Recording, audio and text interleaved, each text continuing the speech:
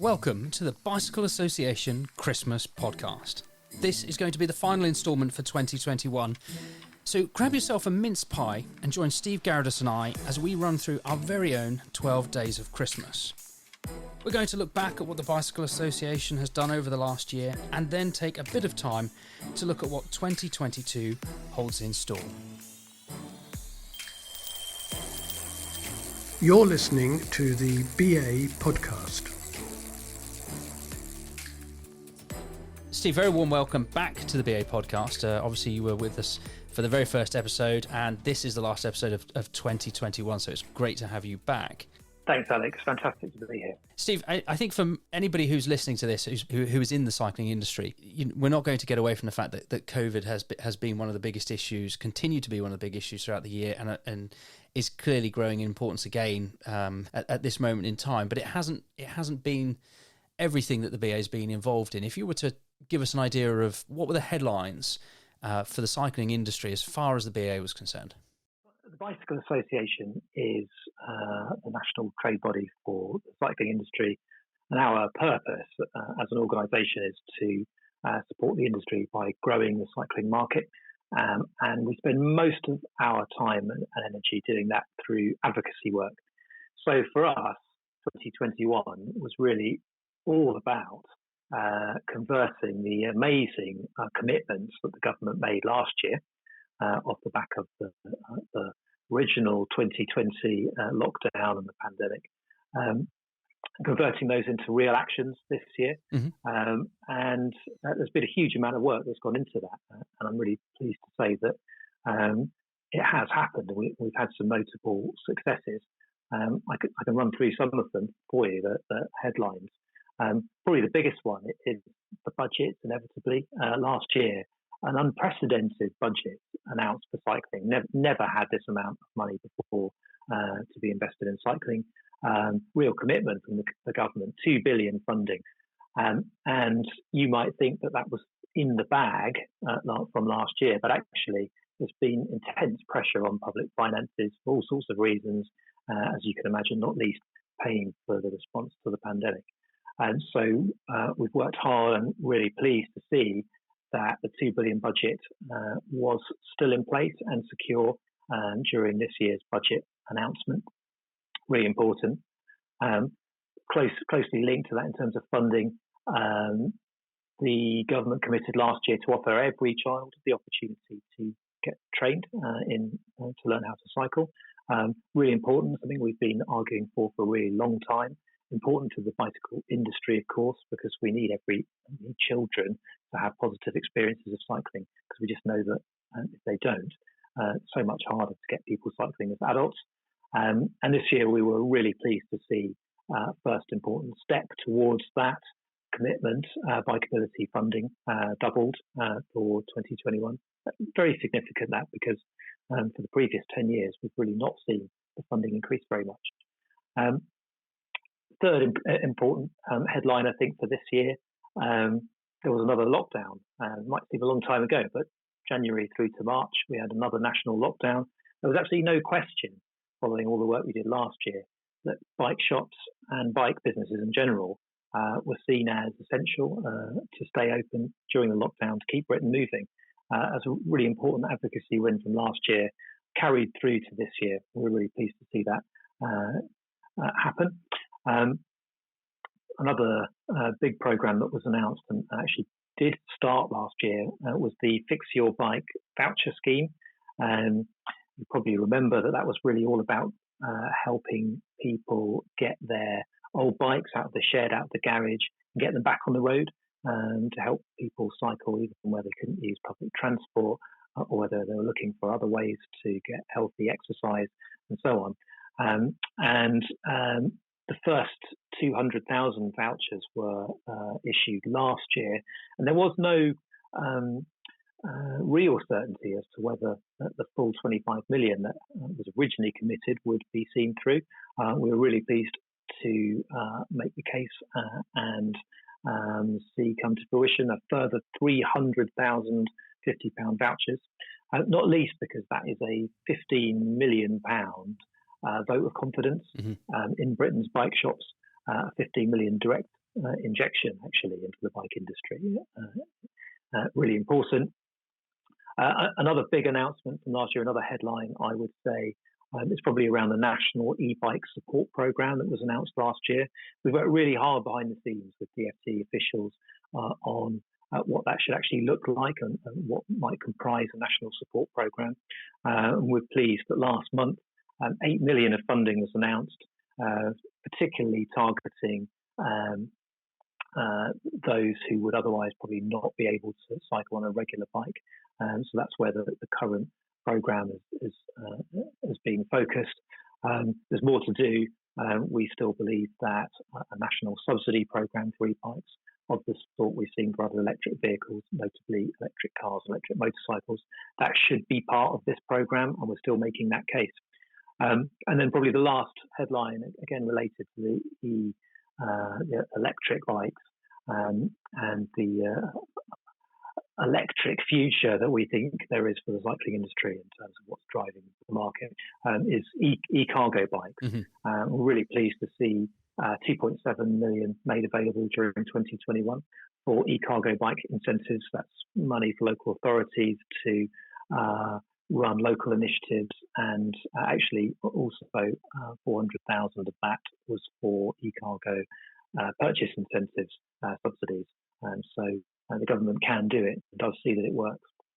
So those are probably the big 6 things that I'd pick out for 2021.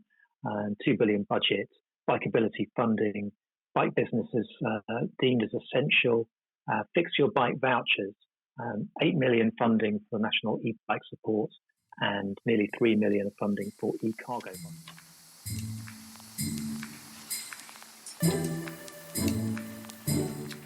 So, Steve, that's 6 of your 12 days of Christmas already used up with just the headlines, and it probably won't be lost on anybody that seems to all sort of fall within the advocacy area. Alongside that advocacy work, were there any real priority projects that the BA undertook in 2021 that would form sort of maybe more of your 12 days of Christmas points? Yeah, well, I have another 3, Alec. And I'd say that these are major initiatives for the Bicycle Association, and all of them underpin the advocacy work that we do. The first was the launch of our local bicycle economy project. Let me just tell you a little bit about that. This is really based on the idea that at a national level, we've really, as a cycling lobby group, we've won the arguments for committing to cycling.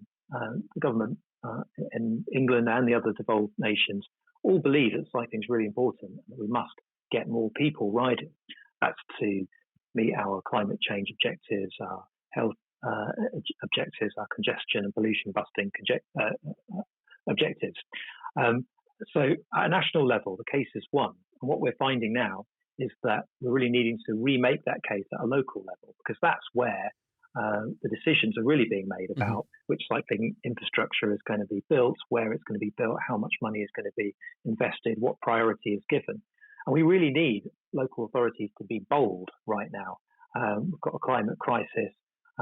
We've got a huge shift in the way people are thinking about travelling and doing their travelling. And it isn't all about electric cars. We absolutely know we've got to get a significant portion of the trips that everybody does that are under 5 miles done by cycling and walking. Cycling's got a huge role to play. So our local bicycle economy project is about making that case locally. We are able to cut our market data now by region, and that allows us to calculate the economic and employment value of cycling in each area. So that helps local politicians understand not just the climate change case for cycling, not just the green case for cycling, but the hard economic case for cycling. And that's really important for local authorities to be able to make these decisions and to be bold. The first report that we've launched is the London Bicycle Economy. We launched that in November, and the headlines are really startling. To meet London's net zero ambition, it's got a really ambitious target to be net zero by 2030. To meet that target, the increase in cycling that would be required to do so would triple the sales of cycling products in London. And that would create 25,000 new green jobs in the London bicycle economy. And that would deliver 5 billion each year in economic value in terms of health improvement, pollution and congestion busting. So these are really startling economic headlines to help London's politicians make the investment decisions that we need them to make cycling safer and easier and more attractive. Steve, I'm just going to jump in really quickly there, actually, because if anybody has just heard about the local bicycle economy, it was heavily featured in the BA annual members conference, but also there was a special podcast edition. In fact, it was the last one that was released. The local bicycle economy. It's available in our normal sort of Spotify and Apple Podcast location and on our website. So if anybody is out there wants to find out a bit more about that and really go into some detail, find out how that's going to work, then go along and have a look at that last episode. No, that's fine. I would really urge listeners to check that podcast out, because we want to do more regions. In fact, we'd like to do every region, and we'd like to do all the devolved nations. We can only work as fast as our budget and our resources allow. So we're looking to choose our next English regions and at least one devolved nation next year. So it could be your area. And that probably leads me to the second of the sort of the big bicycle association initiatives that underpin advocacy this year. And that was the launch of our Investors in Cycling programme. And Investors in Cycling is a flagship scheme for us to recognise all the businesses that currently do contribute to an industry advocacy. And there's over 1,000 bike shops, bike businesses that chip in to our fighting fund and help us do all the important advocacy work that we're trying to do. So Investors in Cycling is recognised in those businesses and the really valuable contribution they make. With the programme, we're also trying to broaden that support base. And we need to double our fund, our fighting fund, to do all the things we'd like to do, not least to roll out the local bicycle economy project to every region, as I just said. And the third thing that the Investors in Cycling programme does, and we'd like it to do, is to empower bike businesses across the country to get involved in industry advocacy locally. So in every region, we know we're now able to make an economic and employment case, a jobs case for investing in cycling. And the best voices to make that case actually are local bike businesses and other local businesses. And so this Investors in Cycling programme is a way of bringing all of that together. And we think it's going to play a really important part in our ability and impact in terms of advocacy next year. So that's the second. The second and the third area is one that we launched last year, but I'm going to come back to it because it's just so important. We launched a cycling market data service last year, and this is it's been a huge endeavour. It took us 3 years to get to the launch point. We capture retail sales data from over 70% of the UK cycling market, over 1.6 billion of sales across the market. We capture market data direct from the tills of retailers all across the country. That's big generalist retailers like Amazon, Argos, and it's right down to 300 plus small bike shops. And all of that data is aggregated, it's anonymized, and it gives us an incredible read of the market. For the Bicycle Association, that allows us to go into government and to talk authoritatively about what's happening in the market. Now, we can't go into a minister's office arguing for e-bike purchase subsidies if we can't say what's happening in the e-bike market. It's really important for the advocacy work, but also it's important for our members because it gives them really commercially valuable insight into what's happening in the market, but not just what's happening in the market, how their performance compares to the average of the rest of the market, so that anybody subscribing to this service, any business subscribing to the service, is able to really identify down in really fine detail what's working for them, what's not working for them in terms of sales and strategy. And that's because this data can be broken down in just so many ways. We capture sales, any sale that can go through a till, everything from bike sales to cycling products to services to micromobility. We cover the lot. And then that can be broken down by various different variables. So just in the bike category, for the sake of argument, we capture a dozen or so subcategories: MTB, folding, road, gravel bikes, and so on. And then all of the other headline categories, like parts and accessories, like clothing, like micromobility, like services. They've all got lots of subcategories underneath them. Mm-hmm. And then all of that can also be cut by price point, by channel, by region. So it's a really, really powerful data set that does lots of different jobs for the cycling industry. And it is actually world leading now. There is nothing like it in any cycling market anywhere else in the world. It's really an amazing achievement. Just like the local bicycle economy, there is also a dedicated podcast to the market data service called the Data Deep Dive, which was released in October. Again, exactly the same place. You can find it on our website, Spotify and Apple Podcasts as well. So there is a deep dive there if anybody wants to go further. Steve, that's now 9 of your 12 points, or your 12 points for Christmas. Let's switch our focus now and look at what does 2022 hold for the BA and for the cycling industry in the UK. If you were going to give some key priorities, some areas of particular interest, what would they be? Well, Alec, it may not surprise you to learn that there are three more points to make. And in terms of priorities for 22, it's quite straightforward for us.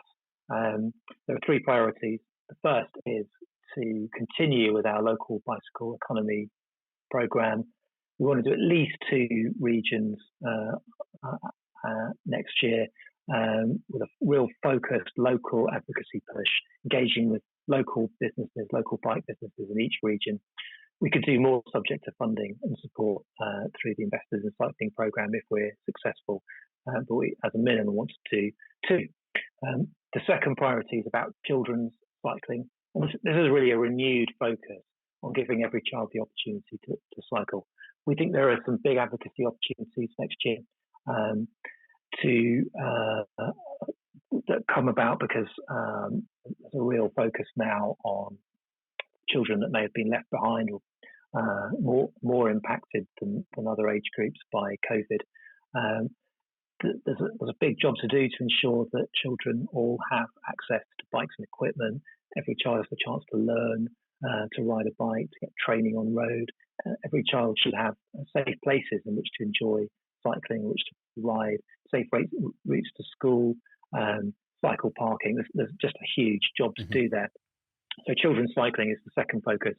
And then our third priority for 2022 is, again, back to this idea of electric future. And this is really about the focus to position e-bikes and e-cargo bikes for transport as part of this whole big EV electric vehicle movement to tackle climate change. And e-bikes and e-cargo bikes still seen as a sort of niche player in the electric vehicle movement.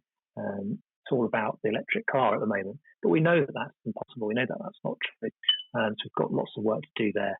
Going to be working in detail with officials on the e-bike and e-cargo programs that have already been announced. We're going to be pushing on the case for subsidies and other financial investments and incentives. And this broader piece, we're going to be working to ensure that e-bikes and e-cargo bikes are embedded in wider government policies like decarbonization decarbonisation of transport, like working towards net zero carbon. Oh no, have I just lost you?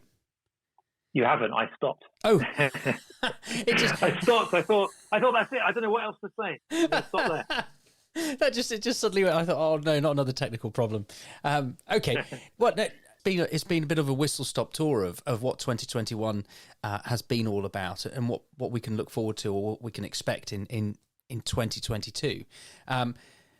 It very nicely happened to be 12 points as well. So our 12 days of Christmas, we've managed to stick with that. Steve, thank you so much for coming back onto the podcast and giving us, this overview. I think for anybody who's maybe completely tied up in Christmas and COVID, hopefully not together at the same time, this has been a real insight into some of the work that you and the team have been involved in over the last year. That's no problem, Alec. Can I just say one more thing, actually, to listeners to this podcast, many of whom will be businesses in the bike industry. I want to say a huge thank you to our leadership group. That's a group of a dozen businesses who contribute to the Fighting Fund that helps us do this advocacy work. And a thank you to the 1,000+ bike shops who all chip in to help us make this happen.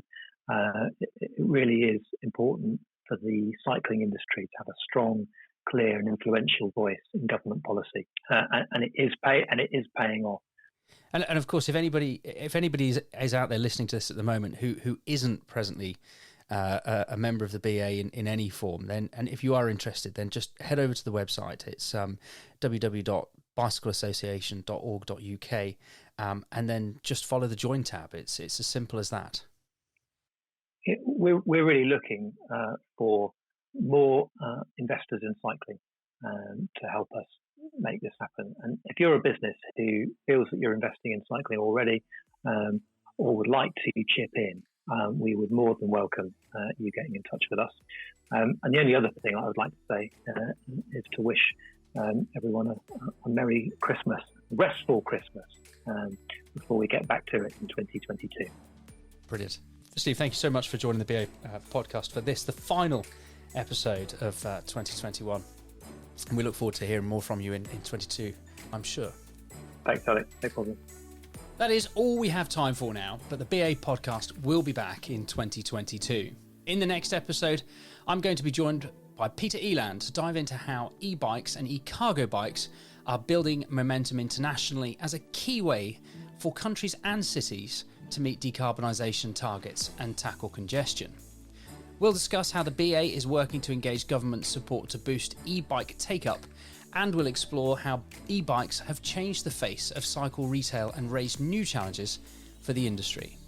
So join us to find out about the latest prospects for a national e-bike grant scheme, to hear about the BA's work on e-bike battery safety, or to delve into the myriad ways that the advent of e-bikes has impacted retailers, from cash flow to customer profile, from store design to security, and how the industry can take e-bikes forward as demand continues to grow. If you have any specific questions you'd like Peter to answer about e-bikes, then send your questions to podcast@bicycleassociation.org.uk. But from me, Alex Seaman, and from everybody here at the BA, we wish you all a very Merry Christmas and a Happy New Year.